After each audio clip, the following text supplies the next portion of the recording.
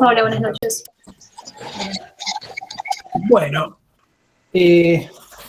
vamos a dedicar un ratito más a avanzar con los temas que tenemos entre manos y después vamos a comentar los fallos que habíamos dado para la vez anterior.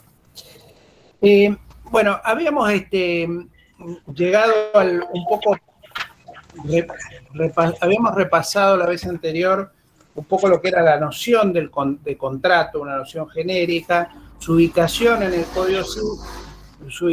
Código Civil y Comercial, y habíamos también llegado a comentar dentro de esta cuestión de su ubicación, su referencia o su inclusión dentro de la categoría más amplia, que es la del negocio, del acto jurídico, que define el artículo 259 del Código Civil. En ese entendimiento de esa, digamos, ubicación dentro de un concepto más amplio, también habíamos referido a lo que son las diferencias específicas del contrato respecto del resto de los actos jurídicos, ¿no es cierto? Y esas diferencias específicas hacían alusión al concepto de bilateralidad, es decir, de la existencia de al menos dos partes. Cuando hablamos de bilateralidad, podemos a veces hablar de bilateralidad en un concepto estricto, es decir, que son dos partes, o también hablar de bilateralidad que comprende a la plurilateralidad, es decir, a la posibilidad de que además de dos partes se incorporen más partes, es decir, más de dos.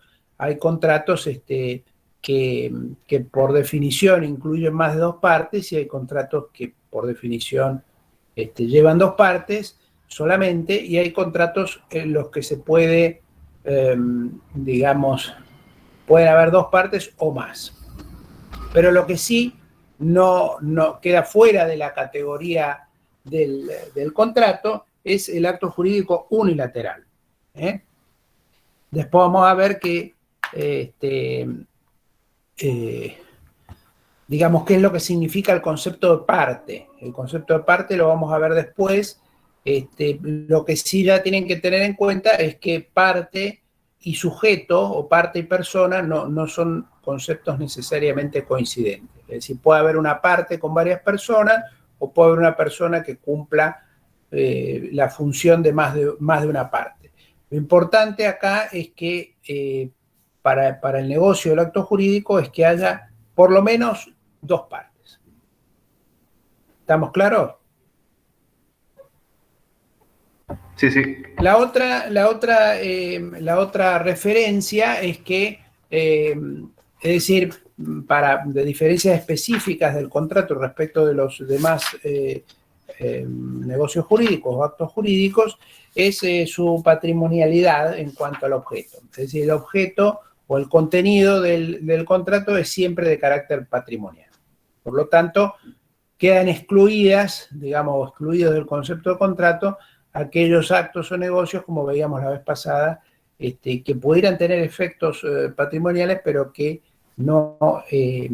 su finalidad no fuera crear relaciones jurídicas patrimoniales, sino que pudiera tenerlos por implicancia de la ley, como es el caso, por ejemplo, del matrimonio. También creo que habíamos hablado de que en principio las normas contractuales, según lo establece el artículo 962 del Código Civil y Comercial, las normas contractuales, es decir, las reglas establecidas en el Código Civil y Comercial, son reglas en principio supletorias. Esa supletoriedad, como lo conceptúa este artículo, habla de que las normas legales relativas a los contratos son supletorias de la voluntad de las partes, a menos que de su modo de expresión, de su contenido, de su contexto, resulte su carácter indisponible. Esto significa, entonces, que en principio la regla es que, salvo que del contenido de la materia que se está regulando o de su contexto o de su letra, resulte que la regla que se está estableciendo es indisponible. Fuera de esos casos se entiende que las normas contenidas en la ley son en principio de carácter supletorio. Vamos a ver que hay que tener en cuenta que estas normas de carácter supletorio significa, ya lo dijimos creo la vez pasada, que la voluntad de las partes puede disponer en contrario de la regla establecida, ¿no es cierto? Por ejemplo, puede decirse que en el contrato de compra-venta, si no se establece el lugar de entrega de la cosa, es el domicilio del deudor al momento del contrato. Bueno, eso es para los casos en los cuales las partes no han establecido el lugar de entrega, pero pueden establecer cualquier otro lugar de entrega y no hay en eso ninguna pauta o ningún principio de orden público comprometido. Distintos, por ejemplo, el contrato de arrendamiento que tiene plazos máximos y mínimos que son de aplicación obligatoria. Bueno, hay que interpretar cada norma y ahí la doctrina y la jurisprudencia son relevantes. Lo que hay que considerar es que esta regla o este principio de aplicación supletoria o de carácter supletorio de las normas del Código Civil y Comercial tiene su ámbito de aplicación más extenso en lo que son los contratos paritarios o igualitarios. En los contratos de consumo, yo diría que hasta podría entenderse que la regla es la inversa, que priman las normas indisponibles en la medida en que sean beneficiosas para el consumidor. Bueno, digamos, ese es digamos, el marco. Entonces el contrato es el acto bilateral por excelencia de ejercicio de la autonomía privada. Autonomía privada se opone, el término autonomía privada o autonomía de la voluntad, que también lo van a encontrar así expuesto, es justamente la capacidad que tienen las particulares, los privados, de darse su propio ordenamiento. Es decir, de disponer acerca de su propia esfera de intereses de la manera que consideren más adecuada a sus intereses.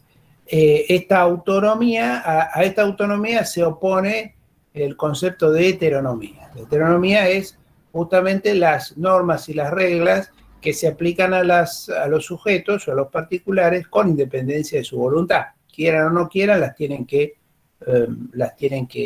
respetar y acatar. En cambio, la autonomía es el poder que tienen los particulares de darse su propio ordenamiento, sus propias normas. Y una vez que ese ordenamiento, a través de los contratos, es dado, bueno, eso adquiere fuerza vinculante. Eso quiere decir que a partir de que el contrato está perfeccionado, es decir, que por un acto de autonomía privada las partes han ordenado su propia esfera de intereses dentro de los límites que la ley le autoriza, ese ordenamiento, el Código Viejo decía, es para las partes tan vinculante como la ley misma, decía el Código Civil en el artículo 1197. Hoy, bueno, lo dice con una palabra un poco menos enfática, si uno quiere, pero está de todas maneras recogido en el artículo 959 del Código. Ahí dice que todo contrato válidamente celebrado es obligatorio para las partes. Y después añade que su contenido solo puede ser modificado o extinguido por acuerdo de partes en los supuestos en que la ley lo prevé. Es decir, este efecto vinculante justamente implica que las partes, a través del ordenamiento que se dan en los contratos, quedan vinculados, quedan obligados a cumplir con los principios y obligaciones que se han establecido. Todo esto, digamos, dentro del contexto del principio de buena fe, que es un principio aplicable a o recogido ya por la doctrina y la jurisprudencia, y actualmente es un principio que ya está recogido en el Código Civil y Comercial, primero a partir de su propio título preliminar, porque ustedes van a ver que el artículo 9 del Código Civil, que aplica todo el ordenamiento jurídico, establece como principio general que los derechos deben ser ejercidos de buena fe. Pero en materia contractual, que siempre ha sido, digamos, el lugar donde por excelencia el principio de buena fe en su aspecto objetivo encontró aplicación, van a ver que hay distintas normas que reiteran en cierto modo el principio del artículo 9 del título preliminar. Y el código lo recoge por lo menos en tres aspectos muy relevantes. Uno es lo que se llama la etapa precontractual. La etapa precontractual es aquella que ocurre entre que se dan las primeras tratativas, es decir, las primeras negociaciones entre las partes para tratar de alcanzar un acuerdo, y el perfeccionamiento del contrato. Es una etapa en la cual las partes conversan y tratan de llegar a posiciones comunes, tratan de llegar a un entendimiento, y para eso, bueno, se hacen recíprocas, digamos, concesiones para llegar al acuerdo, para llegar al contrato. Entonces, durante toda esa etapa de negociaciones, existían dudas acerca de cuál era el alcance de los deberes que las partes tenían que cumplir en esa etapa, y si existían o no existían deberes. Porque, digamos, el carácter adversarial que existe de intereses contrarios en la mayoría de los contratos hacía que, bueno, parte de la doctrina o del pensamiento jurídico, incluso, bueno, fue un principio vigente y lo sigue siendo en cierto modo en el derecho anglosajón, en particular en el derecho inglés, donde no existe un deber de comportarse de buena fe o de una manera, digamos, que contemple los intereses de la otra parte en el periodo precontractual. En el periodo precontractual las partes son libres de llegar o no llegar a un acuerdo. Bueno, nuestro Código Civil recoge el principio contrario, en el sentido de que el artículo 991 establece que las partes deben comportarse de buena fe también durante el periodo contractual. El 961, ya metido dentro del contrato, habla de que la celebración y el cumplimiento del contrato debe hacerse de buena fe, y el artículo 1061 completa esta pléyade de normas donde dice que en la interpretación del contrato, es decir, en aquella actividad que deben hacer los jueces o los intérpretes para intentar dilucidar el contenido de aquello que las partes han incluido en el contrato, bueno, ese artículo habla de que el intérprete debe tener en cuenta dos cosas. Primero, la intención de las partes, y segundo, la buena fe. Es decir, hay una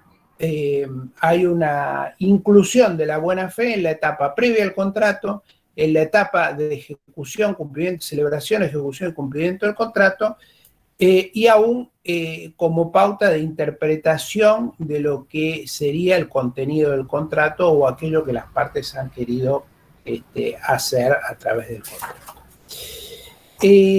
Una consideración adicional que me parece que conviene tener en cuenta es que, como dijimos la clase pasada del contrato, se encuentra,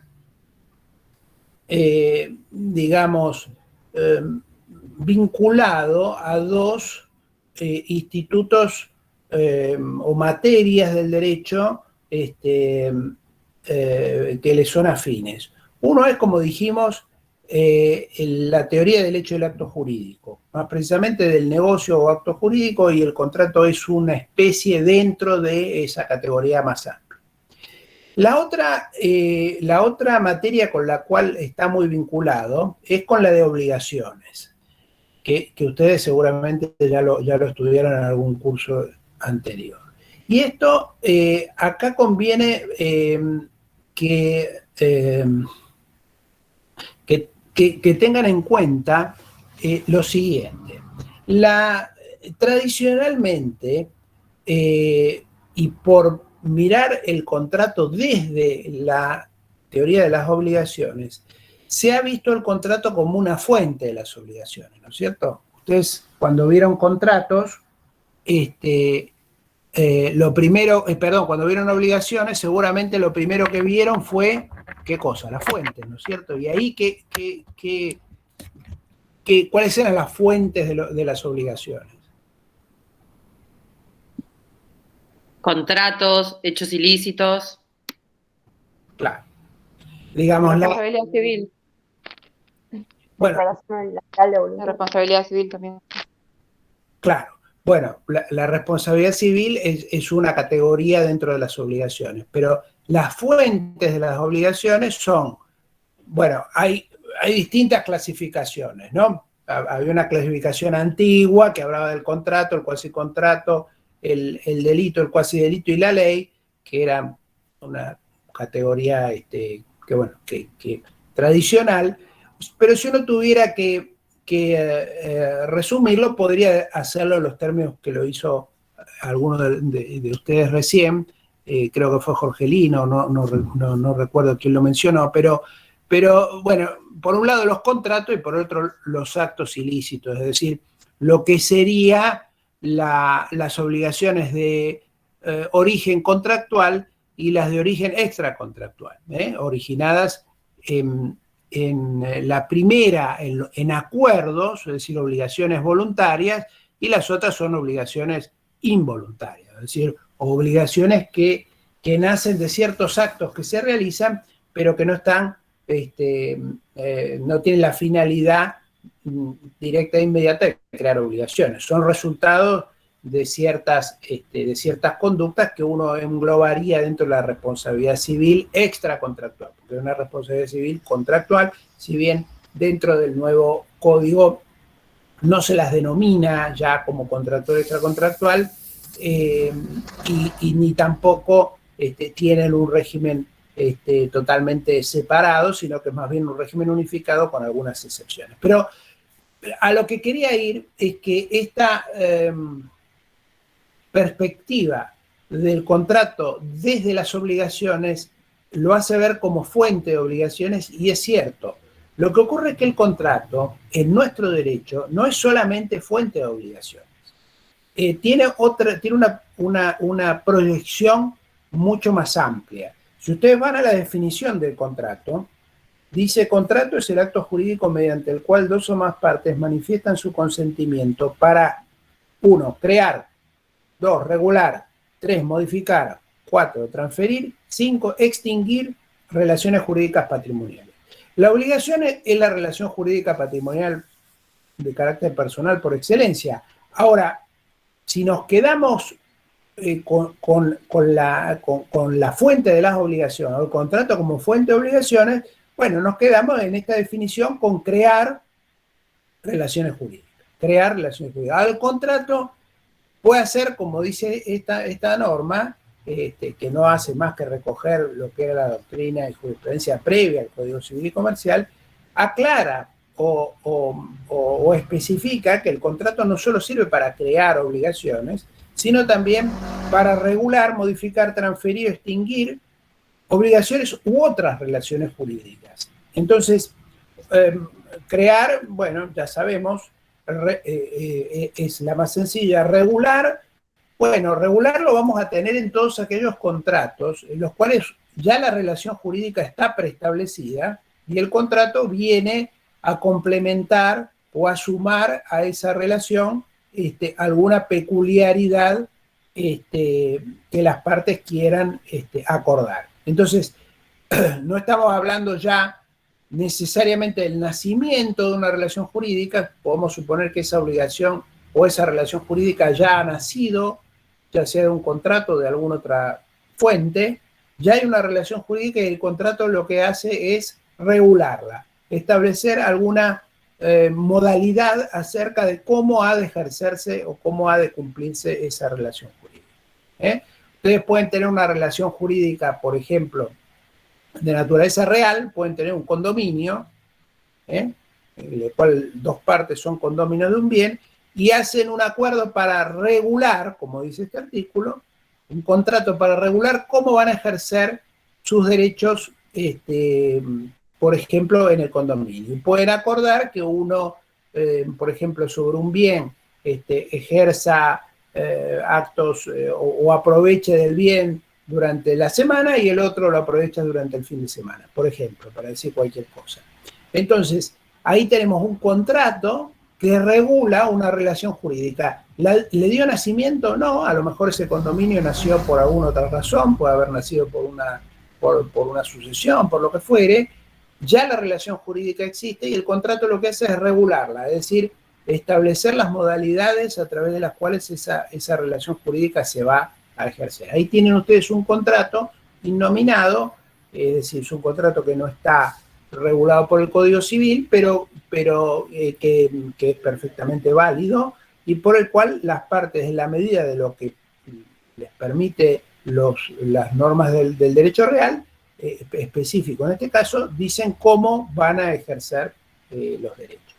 Modificar es la segunda, habla de crear, regular, modificar. Modificar también, ustedes imagínense que tengan un contrato que celebraron hace 5 años, y en el cual es un contrato de suministro por el cual un suministrante A le tiene que suministrar determinada cantidad de trigo a un molino que vende harina. Bueno, ese contrato de suministro tiene una cantidad de harina de trigo mensual que el suministrante le tiene que dar al suministrado. Bueno, puede ser que en el año 3, por las razones que sean, las partes se ponen de acuerdo para que en vez de ser X toneladas sean X menos o X más.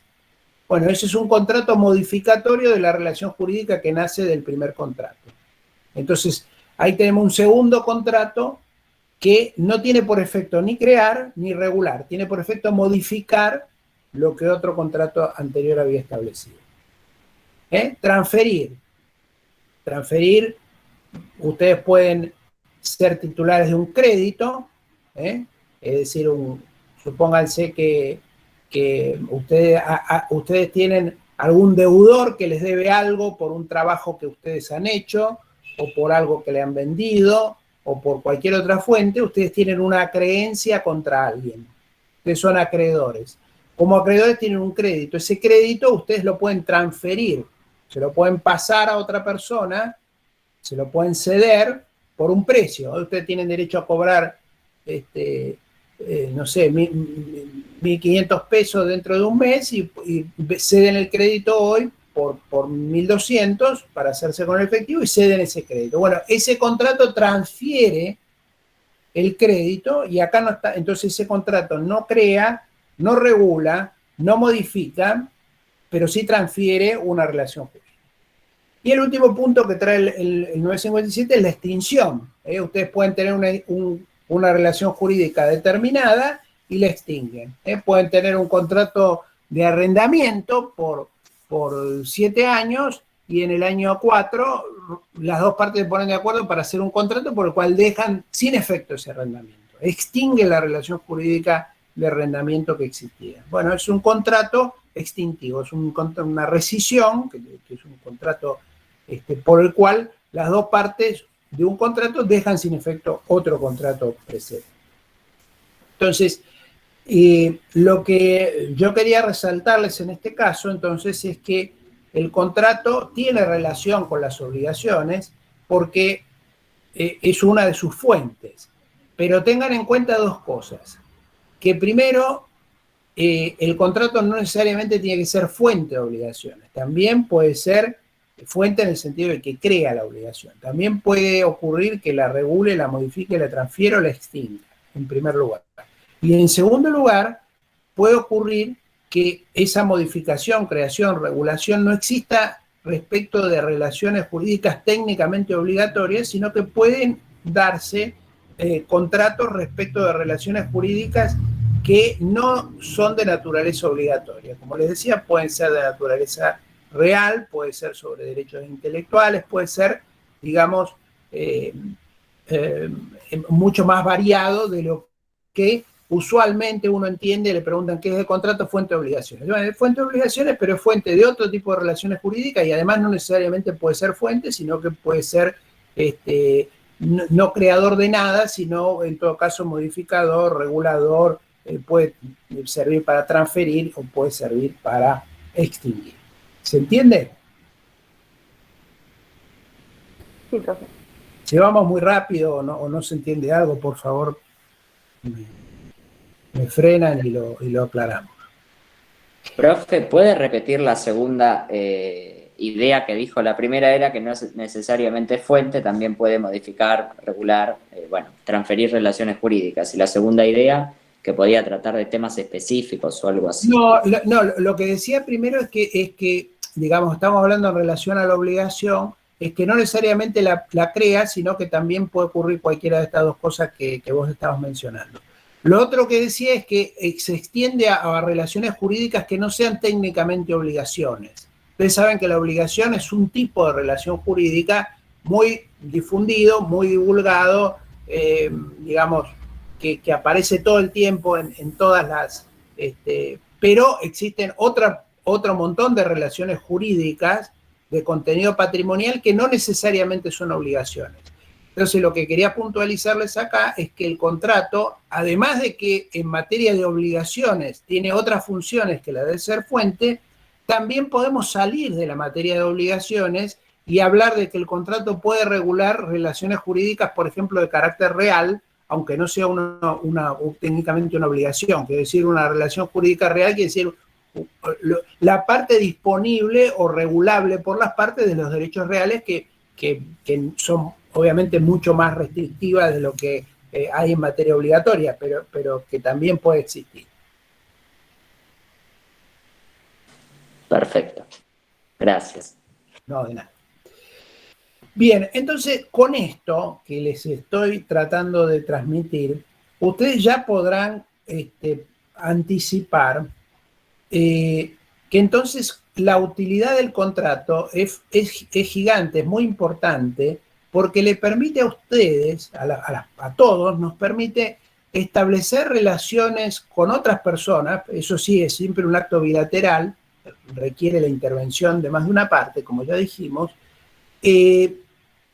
para establecer relaciones de cooperación entre las partes.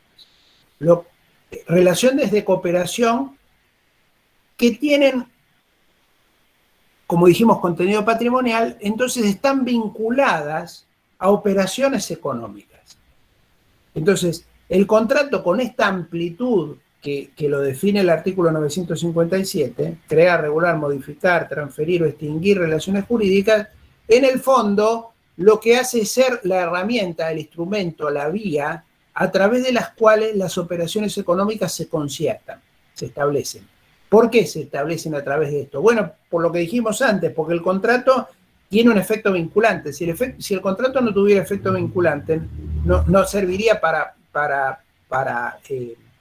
ningún tipo de operación económica. ¿Por qué? Porque justamente el contrato lo que da a las partes es la posibilidad de anticipar, de prever a través de una herramienta vinculante, es decir, que nos permite recurrir a un tribunal para exigir su cumplimiento, establecer reglas de cooperación para lograr una operación económica o varias operaciones económicas. Y acá lo que quiero puntualizarles es que la operación económica, es decir, lo que las partes quieren hacer desde el punto de vista práctico, no siempre coincide con un solo contrato. Puede haber un contrato que equivalga a una operación económica, puede haber un contrato que contenga más de una operación económica y puede haber un contrato que sea parte de una operación económica más grande. Les doy algún ejemplo. La operación más sencilla, un contrato o una operación económica. Yo quiero vender, tengo un campo, lo quiero vender, y hay otro que lo quiere comprar, nos ponemos de acuerdo sobre el precio, yo le transfiero, me obligo a transferirle la propiedad del campo, él se obliga a pagarme el precio, ahí tenemos una operación económica y un contrato que es el de compraventa.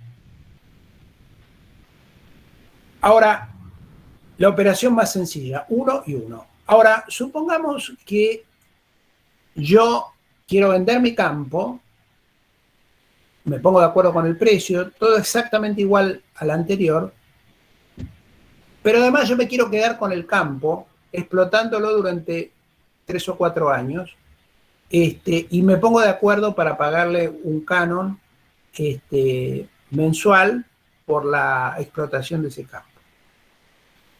Ahí entonces tenemos dos operaciones económicas. Tenemos la operación de compraventa y tenemos la operación de arrendamiento que está vinculada o inescindiblemente vinculada a esa operación, porque yo no voy a poder ser arrendatario de un bien que es mío. Primero lo tengo que transferir, tengo que darle a él la propiedad de ese bien y después quedarme como arrendatario. ¿Se entiende? Y eso lo podemos hacer en un solo contrato. Entonces tenemos un solo contrato que involucra más de una operación económica, porque la primera operación económica tiene que ver con la transferencia de la propiedad y el pago del precio, y la segunda es una operación económica de más larga duración, pero que está involucrada dentro del mismo contrato. Puede ocurrir que yo tenga un contrato que no llegue a ser una operación, no solo no tenga más de una operación, sino que tenga menos de una operación económica. Supongamos que a través de un contrato determinado, A y B, A le transfiere a B una planta, una usina, para poner cualquier cosa.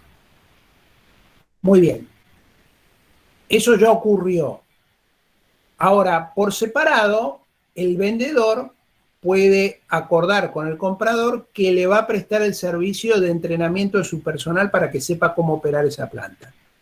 Entonces, puede ocurrir que a través de un contrato o de una serie de contratos se transfiera la planta y por otro lado haya otro contrato que puntualmente regule esta cuestión de la prestación del entrenamiento del personal.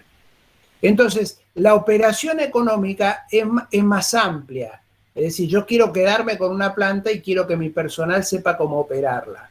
Ahora, ¿cómo implementé eso? Lo implementé a través de varios contratos, que los voy a tener que conectar y relacionar. Entonces, este tema de la operación económica y el contrato es muy importante a los efectos prácticos de determinar dónde empieza y dónde termina la vinculación que puede existir entre más de un contrato cuando yo tengo una operación económica y tengo varios contratos que lo implementan, y qué pasa si yo cumplo uno de ellos y no cumplo el otro. ¿Qué pasa si yo me obligo a transferirle una planta, por ejemplo, y por un lado, y por el otro lado me obligo a transferirle personal, pero la primera no lo cumplo y quiero después cumplir la segunda? Es decir, le quiero prestar el servicio de entrenamiento de personal para una planta que no le entregué. Obviamente el hecho de que estén en contratos separados no quiere decir que no los tenga que vincular para interpretar el segundo contrato, porque sería absurdo que yo pretendiera que me paguen por asistir al personal en el entrenamiento de la utilización de una planta si yo soy el que no he cumplido en entregarle la planta. Es decir, sería absurdo. Entonces, eso tiene que ver entonces con que ustedes en todo momento tienen que tener presente qué hay detrás de cada contrato, porque detrás de cada contrato siempre hay una operación económica. Las partes hacen el contrato por algo, no hacen un contrato simplemente. Los abogados a veces tenemos la soberbia de pensar todo en términos jurídicos y de vinculación del contrato y de los principios legales, pero las partes hacen los contratos medio con conciencia de su carácter vinculante, es decir, de que pueden obligar y de que quedan obligados, pero más allá de eso lo que buscan es que el contrato sea el conducto a través del cual puedan llegar a la operación económica que quieren hacer. Entonces siempre tenemos que estar atentos a esa operación económica para tratar de que el contrato se ajuste lo más posible a esa operación económica ya sea uno el contrato o sean varios los contratos que implementan algo que es lo que las partes quieren hacer y que es lo que el intérprete debería tratar de alguna manera de reflejar a través de la interpretación que le dé al contrato.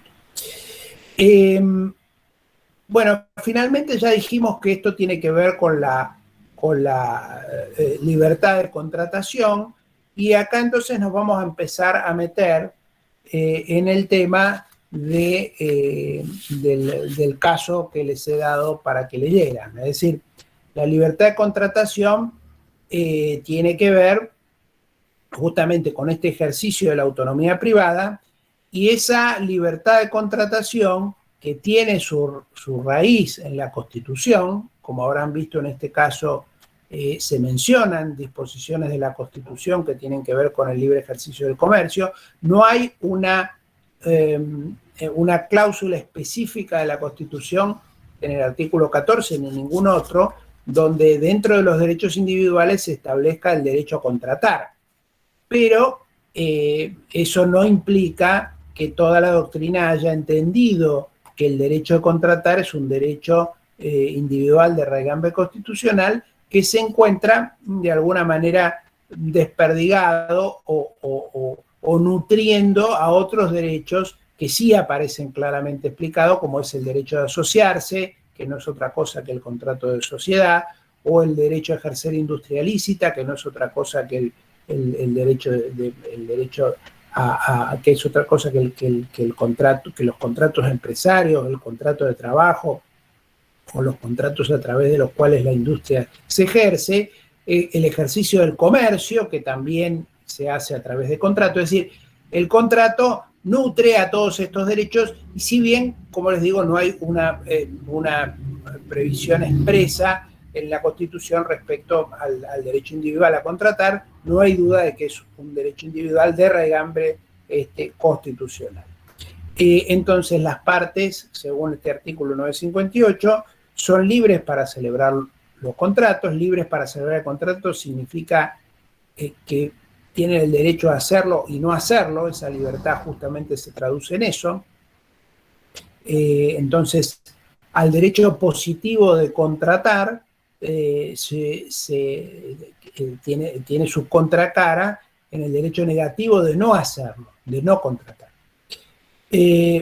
Obviamente de determinar su contenido dentro de los límites que establece la ley, o el orden público, la moral y las buenas costumbres. Es decir, el contrato es en el fondo una regla o una norma individual que obliga a las partes, y como tal es una norma que integra el ordenamiento jurídico de un país, en el país en el que se inserta.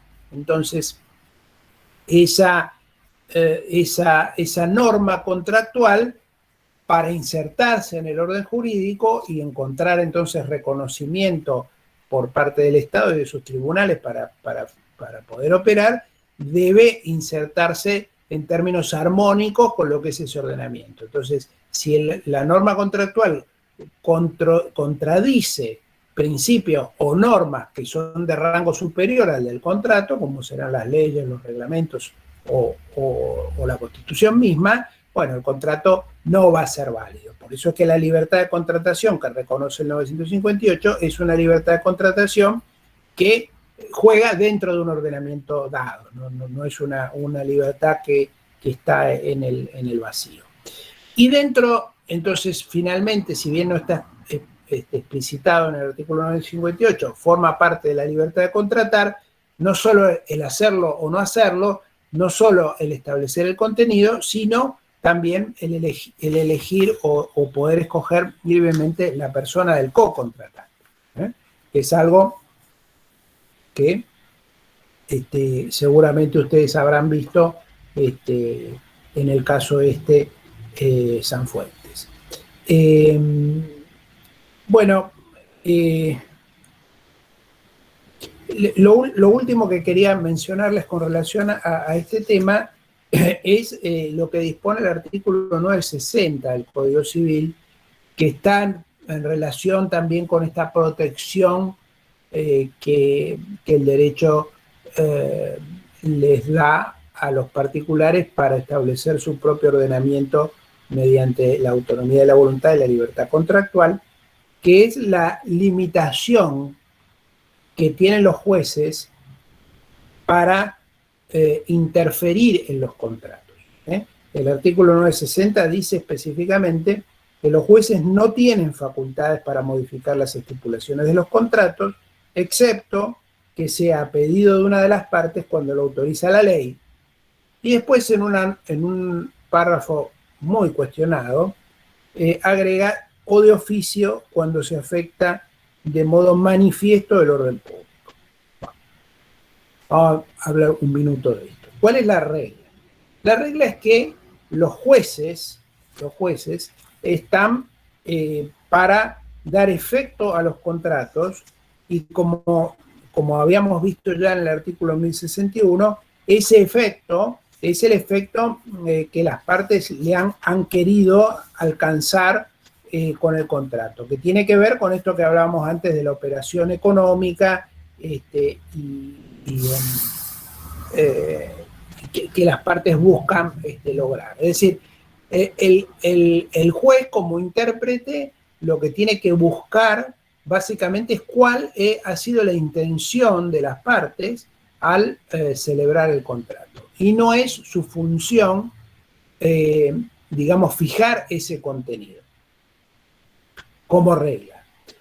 Excepcionalmente, que acá está la primera excepción que debería ser la única, excepcionalmente los jueces podrían intervenir en el contenido del contrato para ajustarlo cuando hubiera alguna disposición legal que así lo previera, que así lo autorizara.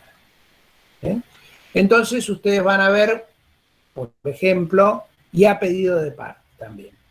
Entonces, es decir, tiene que haber un pedido de una de las partes que haga que el juez aplique alguna norma legal por la cual alguna disposición del contrato pueda ser modificada o alterada. Esto ocurre, por ejemplo, con lo que establece el artículo 1091 del Código Civil.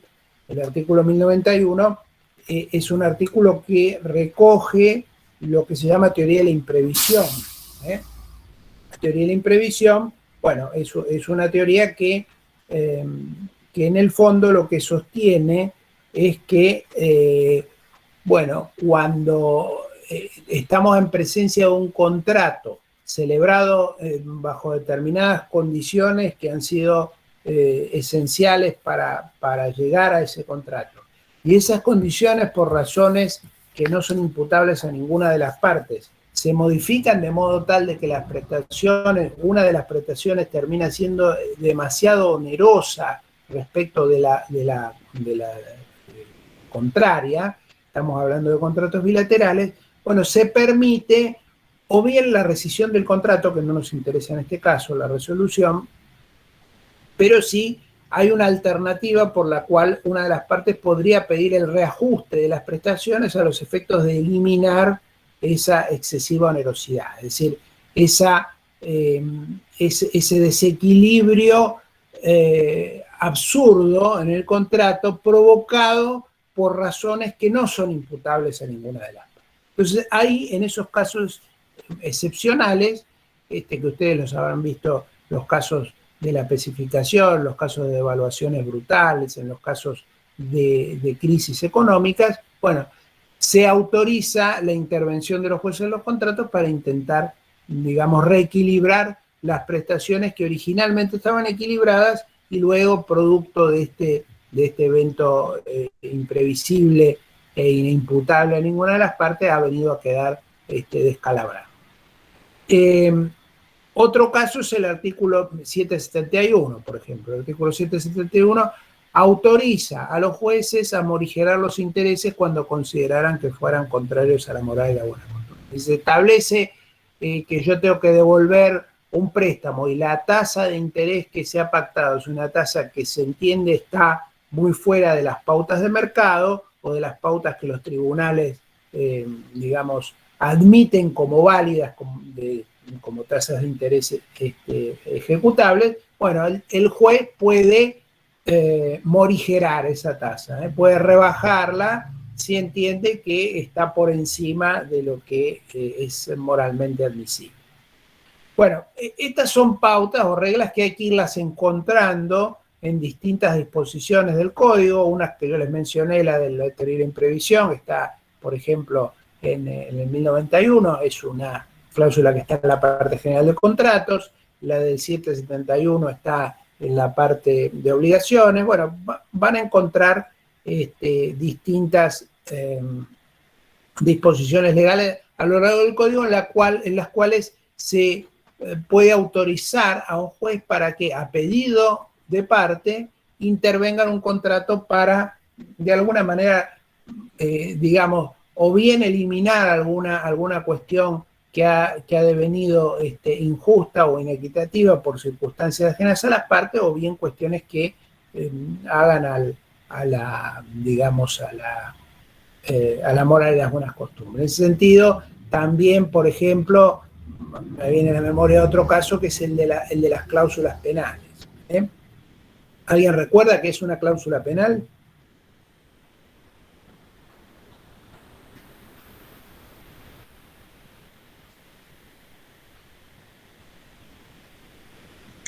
Sería cuando, por ejemplo, si se retrasa en el pago, por ejemplo, cada día de retraso es una cantidad de dinero específica. Claro. ¿Sería así? Es accesorio. Así es. Es un mecanismo que las partes establecen para preestablecer cuáles son los perjuicios que una de las partes sufriría en caso de incumplimiento de la otra. Entonces, también en este caso, la ley autoriza al juez a reducir las cláusulas penales que fueran demasiado onerosas en proporción con el valor de la prestación. Supónganse que si estableciéramos una cláusula penal por la cual yo vendo un auto y si no entrego el auto, bueno, tengo que entregar 3 veces el valor del auto. En la cláusula penal es que el contrato queda sin efecto y yo tengo que pagar 3 veces el valor del auto. Bueno, eso es una cosa que, salvo que, digamos, tuviera algún fundamento muy claro que quedara, que justificara semejante cosa, parece que es una cláusula penal excesiva. ¿Por qué? Porque esas 3 veces el valor supera, en principio y en abstracto, supera cuantiosamente los daños y perjuicios que sufriría el que no recibió el auto. En todo caso, podrá recibir el valor del auto más otro tanto, pero no 3 veces su valor. Siempre y cuando, obviamente, pagar el precio correspondiente. Esto es lo que les quería mencionar sobre el artículo 960. Hay un párrafo final que es muy desafortunado. De hecho, ya hubo un proyecto de reforma para intentar suprimirlo, que desgraciadamente no prosperó. Ustedes van a ver que el artículo 960 dice que los jueces no tienen facultades para modificar las estipulaciones de los contratos, excepto, bueno, el primer caso es el que recién hablamos, pero el segundo dice de oficio, cuando se afecta de modo manifiesto el orden público. Esto es un absurdo porque, primero, que la intervención de los jueces de oficio frente a una cláusula contractual que afecta al orden público conduce a la nulidad. Es decir, ustedes recordarán cuando vieron parte general que la nulidad era la medida por la cual se dispone, dejar sin efecto un acto jurídico, contrato, por ejemplo, en razón de un vicio que es concomitante con el nacimiento del acto jurídico. Es decir, tiene que ser un vicio congénito al acto, por ejemplo, al contrato. Ahora, también recordarán que las nulidades se dividían en relativas y absolutas. Las nulidades relativas eran aquellas que se establecían en beneficio de una persona y era esa persona la que podía plantear la nulidad. Como, conexo a esta nulidad relativa y a este ejercicio por parte de una persona, que es la que se supone que es la beneficiaria de la nulidad podría ser confirmada por esta persona que era la beneficiaria y además era naturalmente prescriptible. Por ejemplo, cuando ustedes realizaban un acto con un vicio de la voluntad. Entonces, si ustedes realizaban un acto con error, violencia, dolor, bueno, es la nulidad que surgía de esos vicios, era una nulidad relativa porque está establecida para el beneficio de aquel que sufrió el error, el vicio, la violencia o el dolor. Ahora, cuando había cuestiones de orden público involucradas, como dice este artículo, la intervención del juez podía ser de oficio, es decir, si un juez en el marco de un proceso detecta que hay un contrato que tiene una nulidad absoluta, la sanción es la nulidad. Y la nulidad significa dejar sin efecto ese contrato. La nulidad podrá ser parcial o total, podrá anularse una cláusula o podrá anularse el contrato entero. Depende de la importancia de la nulidad no de la nulidad, sino de la cláusula afectada por la nulidad. Es decir, si su nulidad contagia al resto del acto o es separable y podemos sacar la cláusula y el resto del contrato funciona. Pero lo que sí es relevante a estos efectos es que si hay una cláusula o hay una previsión contractual que contiene una nulidad y esa nulidad tiene que ver con un orden público, porque es lo que autoriza este artículo para la intervención del juez, eso es insusceptible de modificación. El contrato no podría ser modificado. La nulidad no le da, es un remedio que el juez puede aplicar para dejar sin efecto un acto, pero no para modificarlo, porque esa modificación implicaría, perdón, acá una pregunta, sí, ahora la vemos.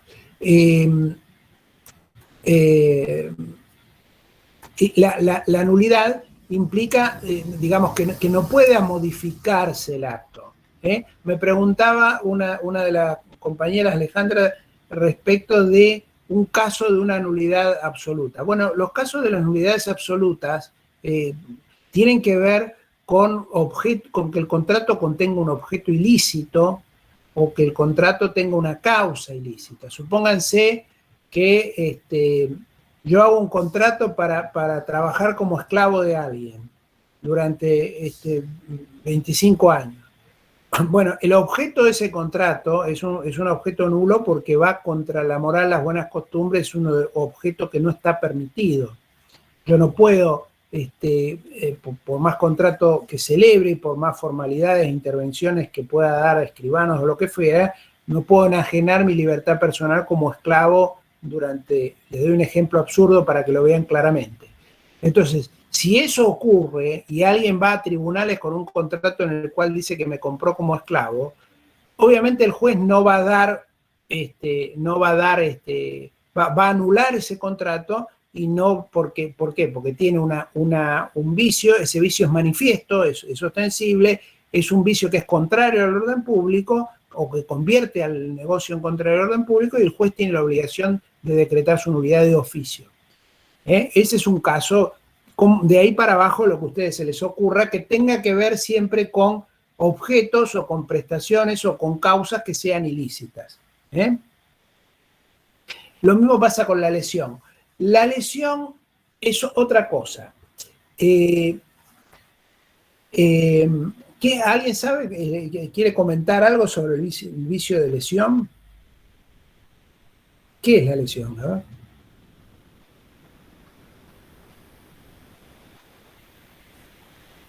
No es cuando hay un acto administrativo y hay que darlo de baja y el Poder Ejecutivo no lo puede dar de baja, entonces recurre un juez para que el juez dé de baja el acto administrativo. Bueno, esa es la teoría de la lesividad, me parece, es otra cosa.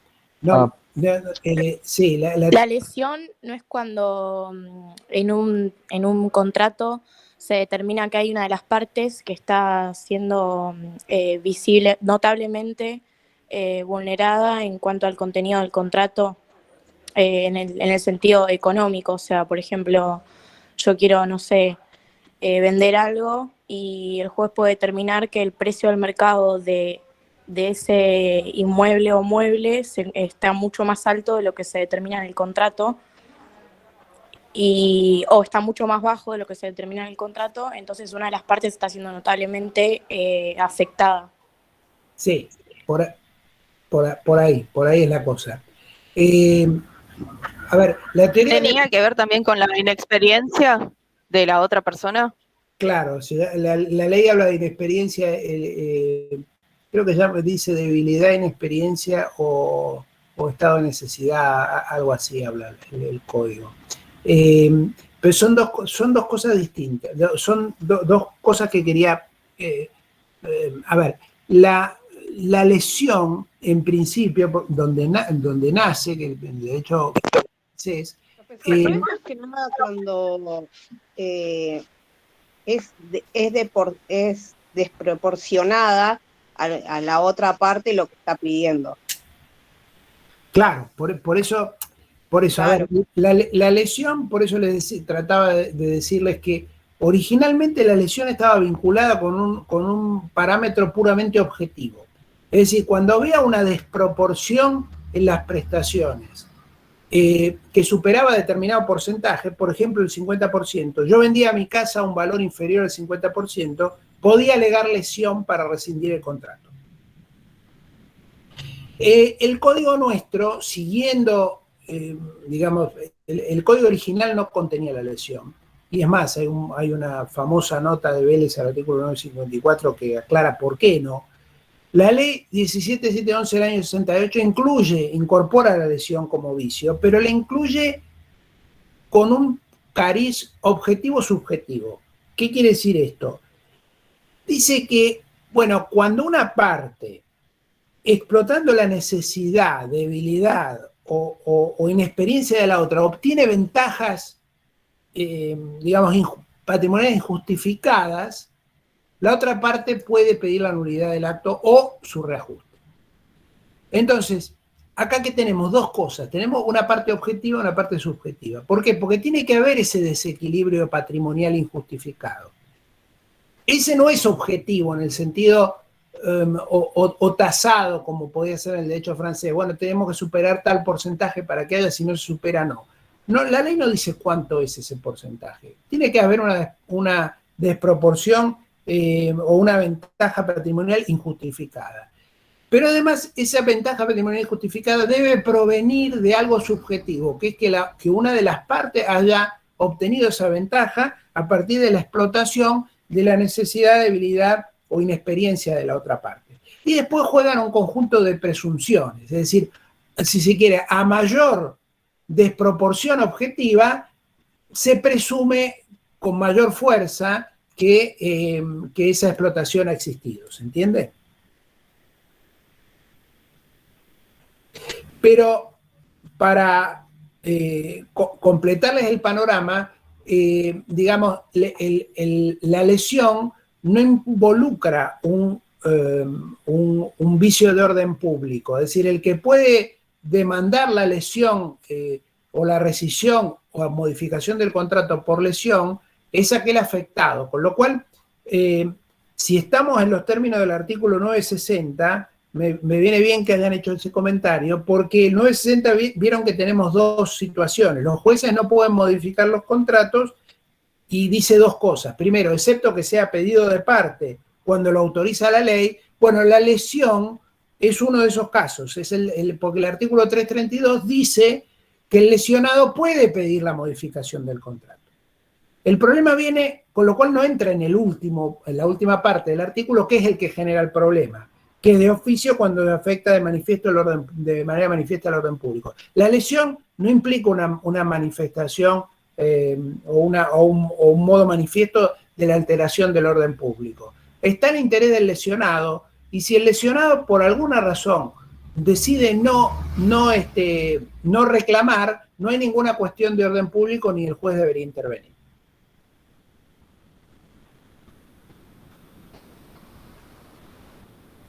¿Se entiende? Profesor. Sí.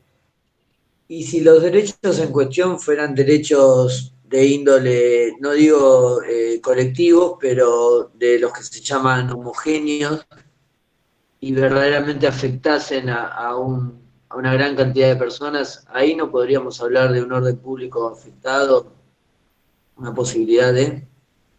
Bueno, me parece que no, porque los derechos individuales homogéneos no dejan de ser derechos individuales.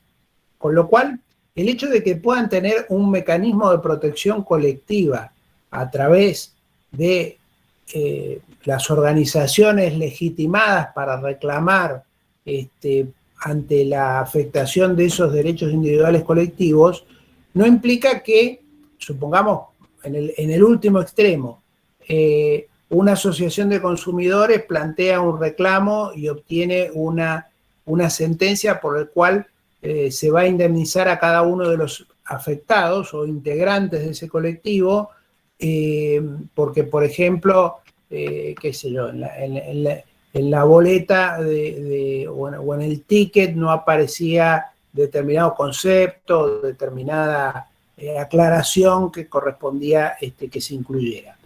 La sentencia normalmente lo que dice varias cosas, pero una de las cosas que se establece es la reparación de cada uno de las personas que integran ese colectivo, es decir, por ejemplo, compradores de electrodomésticos en determinado negocio. Entonces, o determinada compañía, se hace una acción y entonces se obtiene una sentencia que beneficia a todo el colectivo, beneficia a todos aquellos que habiendo comprado hubieran tenido ese ticket con ese defecto. Entonces, cada uno de ellos puede presentarse al tribunal a pedir que se le abone su indemnización. Ese es un derecho que es individual, porque es un derecho que en ese punto es individual, porque la parte podría no ir a cobrarlo, o podría renunciarlo, o transarlo, o lo que fuere. ¿Me explico?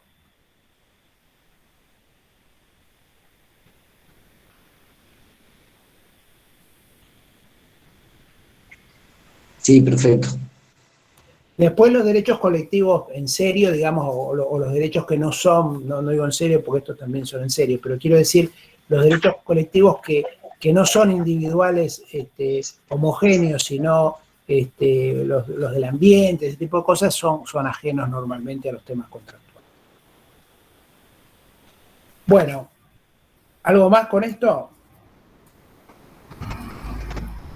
Si no tenemos nada más, entonces vamos a hablar un poco del caso, hablemos primero del caso del Cine Callao, que como habrán visto es un caso que trata la cuestión de los alcances de la libertad de contratar y hasta dónde se puede o no se puede obligar a alguien a que contrate. ¿Alguien quiere comentar los hechos, qué es lo que pasó en este caso?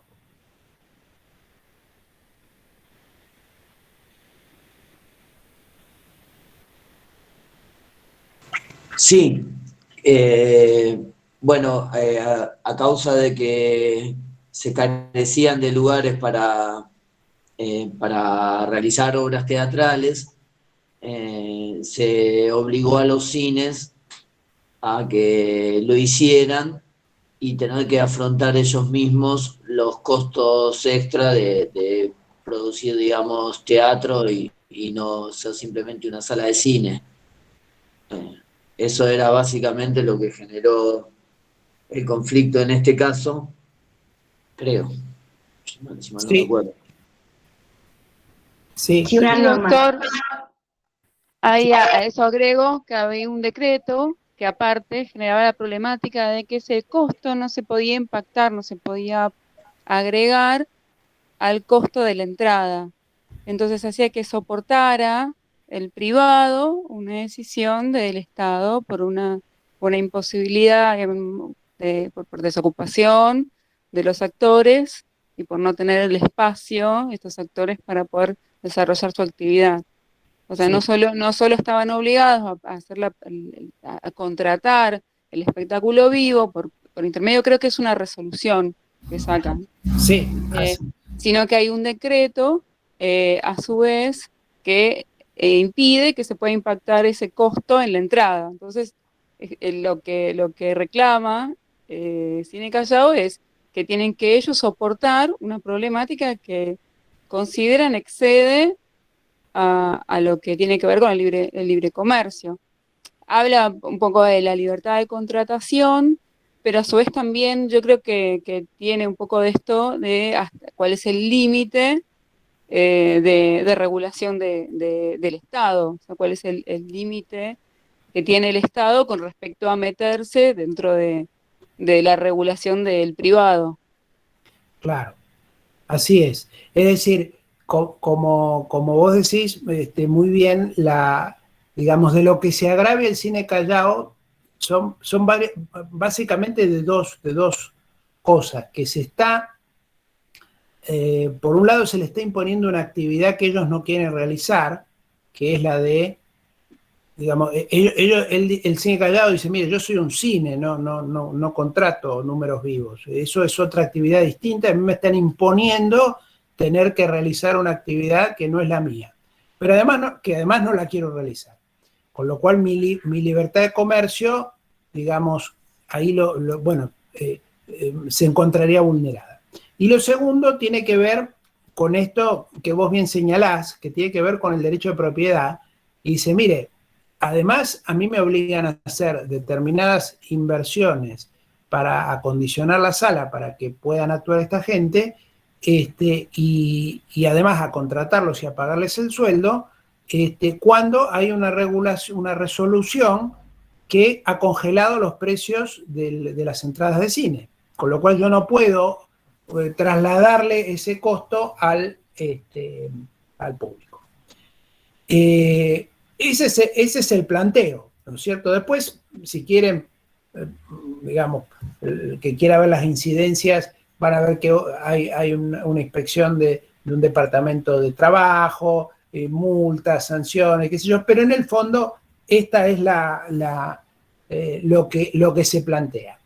Y bueno, el primero que en el orden cronológico aborda el tema es el Procurador General, ¿no? Sebastián Soler, que era un jurista de suma relevancia, penalista famoso, pero además una persona muy versada en todo el ordenamiento. ¿Y qué es lo que dice básicamente Soler? Sí, también dice que bueno, que sí, que por un lado, por el artículo 14, hay libertad de comercio, pero después como que empieza a echarse un poquito para atrás y habla de la prerrogativa de la administración, de que el Estado también puede decidir sobre los privados en determinados momentos, en donde por alguna cuestión hay algunos fallos de ese estilo en el objetivo, que bueno, que la administración pública o el ejecutivo resuelve determinadas cuestiones porque considera que, bueno, que por una cuestión de orden público o por este tema, ¿no? De alguna parte de la sociedad que está vulnerada, bueno, toma una decisión de que se tomen determinadas medidas.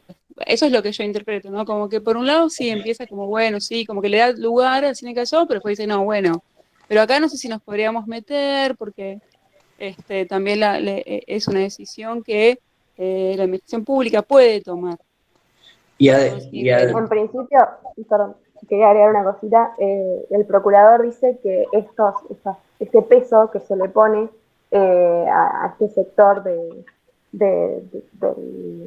o sea, a los cines no está justificado en el bien común, o sea, no dice que sea una causa suficiente, ya que es solamente se estaría beneficiando solamente un sector de la sociedad, no la sociedad en su conjunto. Claro. ¿Qué más quieren agregar respecto de lo del procurador? Y también habla de una extralimitación del poder legislativo y habla de poder legislativo como poder policía. Sí. ¿Qué más?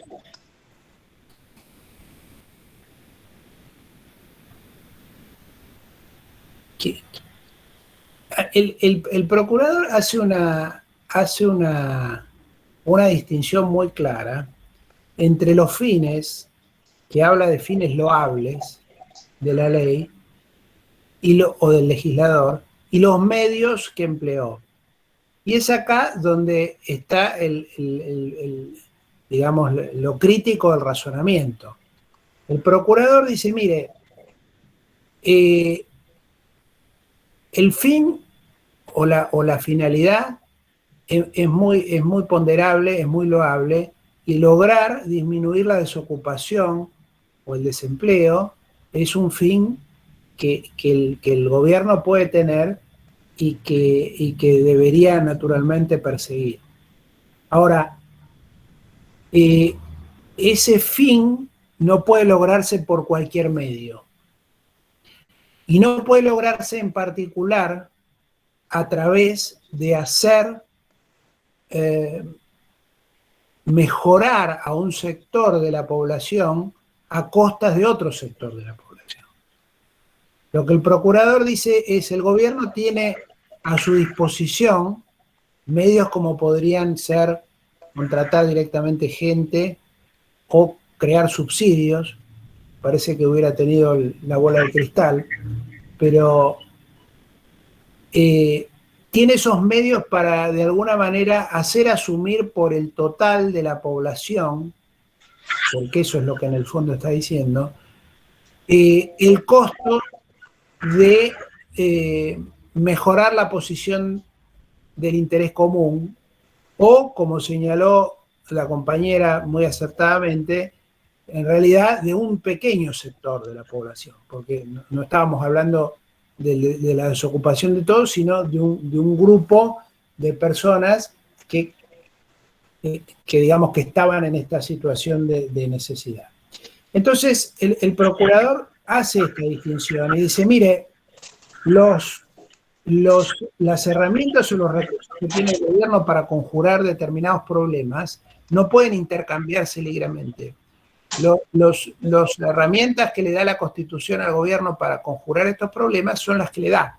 Y entre ellas no está la de hacer cargar a la población con los problemas de otra, de una parte de la población con los problemas de otra. Por más que esos problemas sean problemas, digamos, muy atendibles y que deben ser solucionados.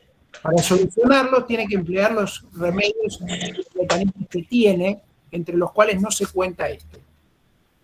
Y luego hace un párrafo, que yo creo que es un párrafo escrito de una manera magistral, en donde explica cómo este mecanismo que se intenta implementar a través de esta ley termina corrompiendo a la sociedad en su totalidad. No sé si lo han visto, es el último, prácticamente el final de su dictamen, donde hace una elaboración, digamos, profundísima, escrita de una manera magistral y de manera muy escueta, muy breve, explica claramente cuáles son los problemas para el gobierno de tomar este tipo de medidas y cómo ese problema del gobierno termina corrompiendo a la sociedad toda, convirtiendo a una sociedad, en vez de pensar que los problemas pueden solucionarse a través de la aplicación de las reglas de derecho, a través de la discreción de los funcionarios que quieran ayudar o dejar de ayudar a un sector o a otro, con el agravante de que eso lo hacen no con recursos públicos, sino transfiriéndole los problemas a una parte de la población determinada. Entonces, sobre esta base, me parece que el procurador, un poco, intento resumirlo, digamos, llega a la conclusión de que la herramienta o el medio es inconstitucional y por eso sanciona la inconstitucionalidad de la ley, ¿no es cierto?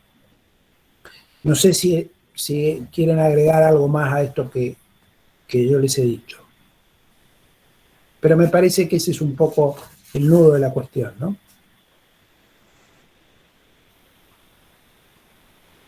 Ahora, este razonamiento, tan bien fundado, creo yo, no digamos, encuentra su contradictor en el voto de la mayoría de la Corte, que eran jueces de no menor importancia, que los jueces que habían, que el doctor Soler, que era el que había dictaminado el dictamen que les acabo de mencionar, porque los jueces eran nada menos que Villegas Basavilbaso, Arada de la Madrid, Averasturi y Colombres, ¿no? Jueces todos ellos probos y de gran conocimiento jurídico. Después hay un voto del doctor Bofibollero en disidencia, pero ¿y qué dice la Corte para llegar a la solución contraria? Porque resuelve exactamente lo contrario del procurador.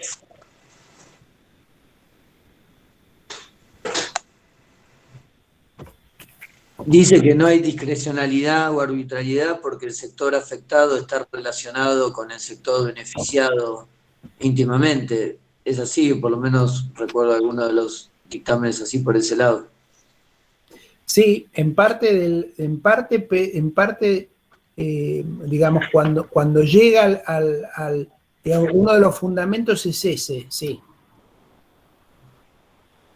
Además, justificando de que esa parte de la ley que hablaba de que, o decreto que hablaba de que no se podía poner ese precio, sumar el precio a la entrada, eso se había sacado por estas quejas que no se le podía poner el valor a la entrada.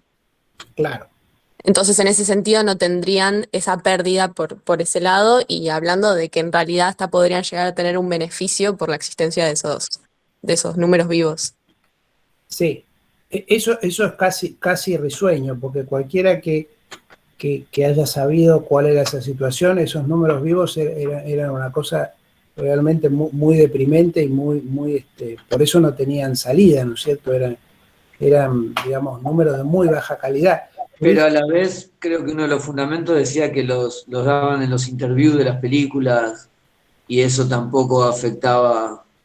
Sí, según la gente de los cines en esa época decían que estos números no solo tenían todo ese costo, sino que el peor costo era que espantaba a la gente porque no querían ir al cine para no ver estas cosas. Pero,